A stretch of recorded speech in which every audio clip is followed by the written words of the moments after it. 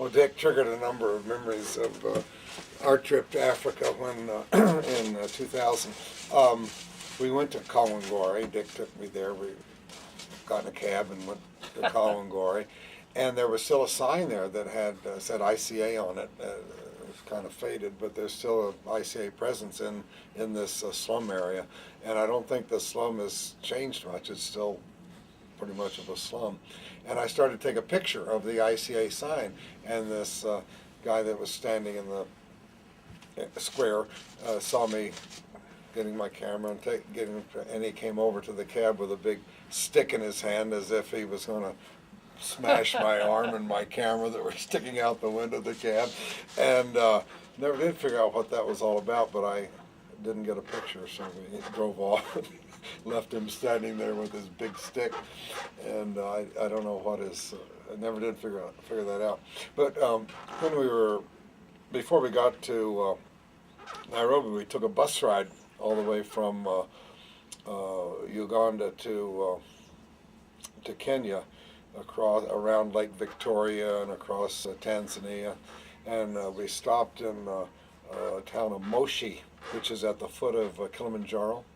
And people told us that you didn't get to really see the top of Kilimanjaro very often because there was always cloud cover. And they talk about the skirts. And only once in a while does Kilimanjaro lift her skirts so you can see the top of the mountain. So I woke up about 2 o'clock in the morning. We were staying in this little hotel in Moshi, and I looked out the window, and there in the moonlight, full moon, was Kilimanjaro. You can see it in the night by moonlight, and I woke Dick up. I said, "Dick, get up!" He whoa. Her skirt's out. He thought the hotel was on fire, and I was going to get him out, save his life or something. I said, "Look!"